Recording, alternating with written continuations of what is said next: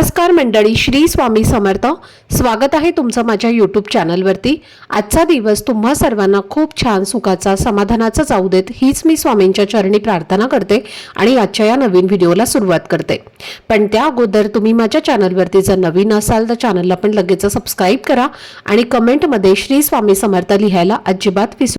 मंडळी, उद्या 18 जून 2026 गुरुवार आहे आणि या दिवशी एक अतिशय शुभ योग जुळून आलेला आहे. तो म्हणजे गुरुपुष्यामृत योग. विशेष म्हणजे हा 2026 सालातील शेवटचा गुरुपुष्यामृत योग आहे.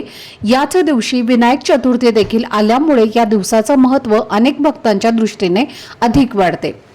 ज्योतिष परंपरेनुसार जेव्हा गुरुवार आणि पुष्य नक्षत्र यांचा संयोग होतो तेव्हा त्याला गुरुपुष्यामृत योग असं म्हटलं जातं.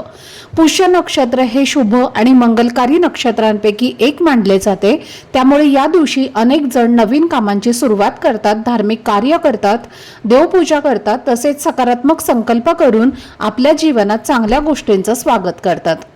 अनेक भक्तांचा असा विश्वास आहे की या दिवशी केलेले नामस्मरण, जप, प्रार्थना आणि सात्विक उपाय मनाला सकारात्मक ऊर्जा देतात आणि आध्यात्मिक दृष्ट्या लाभदायक ठरतात. म्हणूनच या विशेष योगाच्या दिवशी काही सोपे धार्मिक उपाय केले जातात. आजच्या व्हिडिओमध्ये मी तुमच्यासोबत एक अतिशय सोपा आणि श्रद्धेने करता येणारा उपाय शेअर करणार आहे.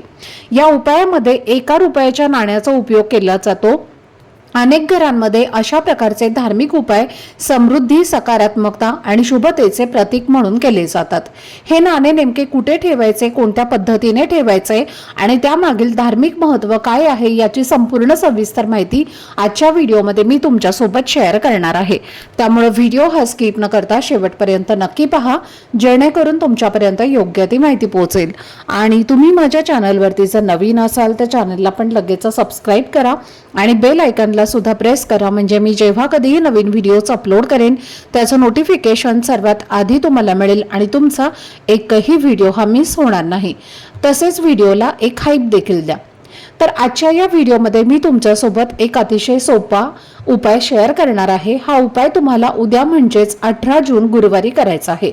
याच दिवशी गुरुपुष्यामृत योग आल्यामुळे अनेक भक्त या दिवसाला विशेष महत्त्व देतात आणि भक्तिभावाने पूजा, प्रार्थना तसेच विविध धार्मिक सेवा करतात.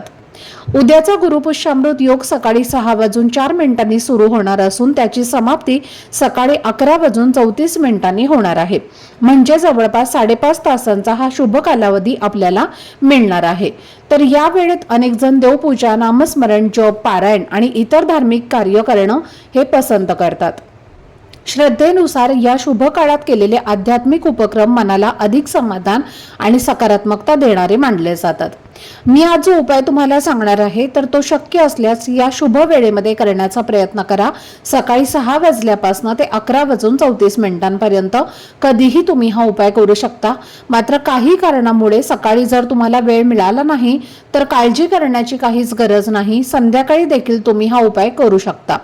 कारण कोणत्याही पूजेचे किंवा उपायाचे खरे सामर्थ्य श्रद्धा, विश्वास आणि सकारात्मक भावनेमध्येच असते. गुरुपुष्यामृत योगाचा दिवस माता लक्ष्मी आणि भगवान श्री हरी विष्णू यांच्या पूजेसाठी विशेष मानला जातो. त्यामुळे या दिवशी घरातील देवघर स्वच्छ ठेवून मनापासून प्रार्थना करून भक्तिभावाने पूजा केल्यास मनाला शांती, समाधान आणि सकारात्मक ऊर्जा मिळते. अनेक कुटुंबामध्ये या दिवशी लक्ष्मी पूजन, विष्णू पूजन, नामस्मरण आणि दीपपूजन करण्याची परंपरा देखील आहे. आणि म्हणून उद्या या शुभ दिवशी शक्य असेल तर माता लक्ष्मी आणि भगवान श्री हरी विष्णू यांची भक्तिभावाने पूजा करा, त्यांचं नामस्मरण करा आणि आपल्या कुटुंबाच्या सुख, शांती, आरोग्य आणि समृद्धीसाठी प्रार्थना करा. श्रद्धेने केलेली प्रार्थना मनाला बळ देते आणि जीवनाकडे सकारात्मक दृष्टीने पाहण्याची प्रेरणा देते. माता लक्ष्मीची पूजा आणि भगवान श्री हरी विष्णूंचं स्मरण करण्यासोबतच उद्या आपण एक छोटासा श्रद्धेने करता येणारा उपाय देखील करणार आहोत. या उपायामागील उद्देश म्हणजे जीवनामध्ये सकारात्मकता वाढावी, आर्थिक स्थैर्य यावं आणि घरातील वातावरण अधिक सुखकर आणि आनंदी राहावं आणि ही प्रार्थना करणे. अनेक वेळेला असं होतं की आपण खूप मेहनत करतो, कष्ट करतो, प्रामाणिकपणाने काम करतो, पण तरीही अपेक्षेप्रमाणे आर्थिक स्थैर्य मिळत नाही.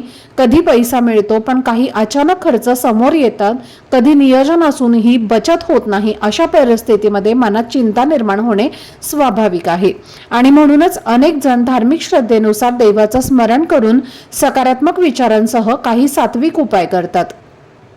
उद्याचा गुरुपुष्यामृत योग हा भक्तिभाव, प्रार्थना आणि शुभ संकल्प करण्यासाठी विशेष मानला जातो।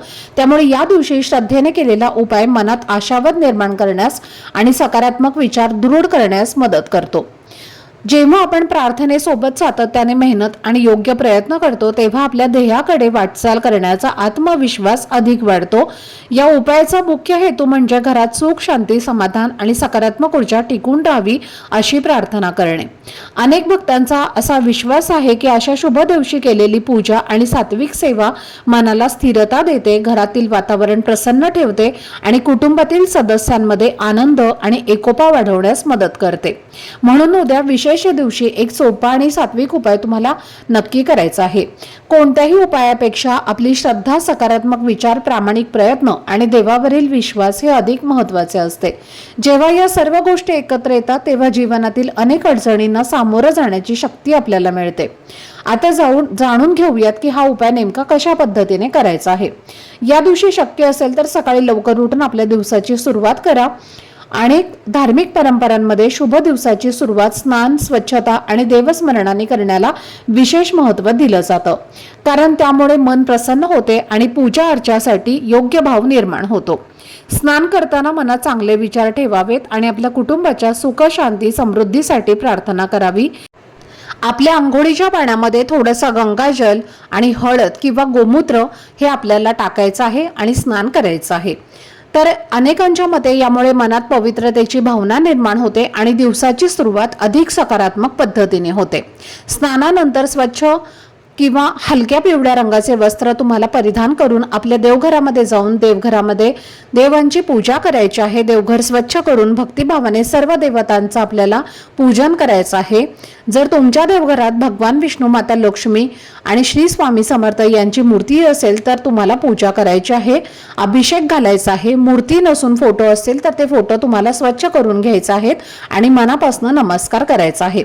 त्यानंतर देवांना पिवळ्या रंगाची फुलं तुम्ही अर्पण करू शकता। पिवळा रंग हा शुभता, आनंद आणि सकारात्मकतेचे प्रतीक मानला जातो। तसेच आपल्या श्रद्धेनुसार फळे, मिठाई किंवा गूळ आणि चण्याच्या डाळीचा नैवेद्य देखील तुम्ही अर्पण करू शकता। नैवेद्यापेक्षा त्यामागील भावना आणि भक्तिभाव अधिक महत्त्वाचा असतो, त्यामुळे जे काही अर्पण कराल ते मनापासून करावे। त्यानंतर देवासमोर दीप लावावा, धूप आणि अगरबत्ती प्रज्वलित करावी। काही क्षण शांत बसून देवाचं नामस्मरण करावं। घरात सुगंध पसरल्याने वातावरण अधिक प्रसन्न वाटते आणि मनालाही शांतता मिळते। पूजा पूर्ण झाल्यानंतर आपल्या कुटुंबाच्या आरोग्य, आनंद आणि प्रगती, समृद्धीसाठी प्रार्थना करावी आणि त्यानंतर हा उपाय करायला सुरुवात करावी। आता देवघरात माता लक्ष्मी आणि भगवान विष्णूंची विधिवत पूजा करून झाली की तुम्हाला ओम श्रीम ह्रीम दरिद्रे विनाशने धनधान्य समृद्धी देही देही नमः या मंत्राचा 108 वेळेला जप करायचा आहे आणि त्यानंतर उपाय करायचा आहे। उपाय करण्यासाठी तुम्हाला 1 रुपयाचं एक नाणं लागणार आहे। 1 रुपयांचंच नाणं घ्यायचं आहे, 5 रुपयांचे 2 रुपयांचं नाणं घ्यायचं नाही। 1 रुपयांचं एक नाणं तुम्हाला घ्यायचं आहे। त्यानंतर सोबतच तुम्हाला एक कवडी घ्यायची आहे। कवडी ही पिवळ्या रंगाचीच असावी, पांढऱ्या रंगाची असेल तर तिला हळद लावून थोडीशी पिवळी तुम्हाला करायची आहे। आणि त्यानंतर सोबतच तुम्हाला एक हळकुंड जे आहे म्हणजे अख्खी हळद जी असते तर ती तुम्हाला घ्यायची आहे। म्हणजेच 1 रुपयाचं एक नाणं, एक कवडी आणि एक हळकुंड या 3 वस्तू तुम्हाला घ्यायच्या आहेत आणि या सोबतच तुम्हाला एक पिवळ्या रंगाचा कपडा सुद्धा घ्यायचा आहे। आता हा उपाय देवघरासमोरच करणार आहे, त्यामुळे देवघरासमोर दिवा हा प्रज्वलित करायचा आहे आणि त्यानंतर पिवळ्या रंगाचं वस्त्र आपल्या देवघरासमोर अंथरायचं आहे किंवा देवघरामध्ये जागा असेल तर तिथे अंथरा आणि त्यावर तुम्ही हळदीची गाठ, 1 रुपयाचं नाणं आणि एक कवडी ठेवून त्याची पोटली बांधायची आहे। त्यानंतर त्या पोटलीला हळद, कुंकू, अक्षता अर्पण करून धूपदीप अगरबत्ती ओवाळून घ्यायची आहे आणि त्यानंतर ही पोटली आपल्या उजव्या हातामध्ये घेऊन कणकधारा स्तोत्राचं पठण करायचं आहे। आर्थिक चणचण दूर करण्यासाठी देवी लक्ष्मीच्या कणकधारा स्तोत्राचं पठण करावं। त्यासोबतच तुम्हाला 1 वेळेला श्री सुक्ताचं पठण सुद्धा करायचं आहे। त्याचबरोबर तुम्हाला ओम भ्रू बृहस्पतये नमः या गुरुबीज मंत्राचा सुद्धा 108 वेळेला जप करायचा आहे। तुमचा कुलदैवत, कुलदेवी किंवा गुरूंचं स्मरण करत तुम्हाला श्री स्वामी समर्थ या मंत्राचा 108 वेळेला जप करायचा आहे आणि त्यानंतर दोन्ही हात जोडून आपल्या घरातील आर्थिक समस्या दूर होण्यासाठी, आपल्या कुटुंबाची प्रगती होण्यासाठी, कर्जमुक्ती होण्यासाठी मनोभावे माता लक्ष्मी आणि भगवान श्री हरी विष्णू यांना प्रार्थना करायची आहे। त्यानंतर ही पोटली आपल्या पैशांच्या तिजोरीमध्ये ठेवायचं आहे। आपल्या घरामध्ये जी काही छोटी मोठी तिजोरी असेल, जिथे तुम्ही पैसे ठेवता, तुमच्या घरातले पैसे किंवा दागिने ठेवता, तिथे ही पोटली तुम्हाला ठेवायची आहे। आता पिवळ्या रंगाचं कापड घेताना बघा काय करायचं आहे, यामध्ये 3 वस्तू बसतील एवढ्या साईजचं तुम्हाला घ्यायचं आहे, म्हणजे जास्त मोठं घेऊ नका, जेणेकरून एक छोटीशी पोटली जी आहे तर ती तयार होईल आणि सहजपणे तुम्ही तुमच्या पर्समध्ये सुद्धा ती ठेवू शकाल। आता पहा, आपली जी तिजोरी असते तर ती कधीच खाली ठेवायची नसते। अगदी 1 रुपयांचं नाणं का होईना पर्समध्ये ठेवायचं असतं किंवा आपल्या पैशांचं जे पॉकेट असतं तर ते सुद्धा कधीच आपल्याला रिकामं ठेवायचं नाही। 1 रुपयाचं नाणं का होईना त्यामध्ये आपल्याला असायलाच हवं, कारण ते लक्ष्मीचं स्थान आहे आणि म्हणून आपली तिजोरी किंवा पैशांचं जे पॅकेट आहे, म्हणजेच आपलं जे वॉलेट किंवा पर्स आहे तर ते कधीच रिकामं ठेवू नये।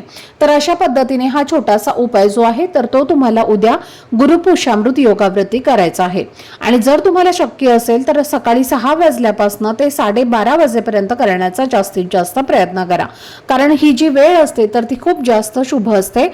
नाही जमलं तर संध्याकाळी केला तरी सुद्धा चालणार आहे। त्याचबरोबर पहा, या दिवशी आपल्या मुख्य दारावर स्वस्तिक सुद्धा काढायचं आहे।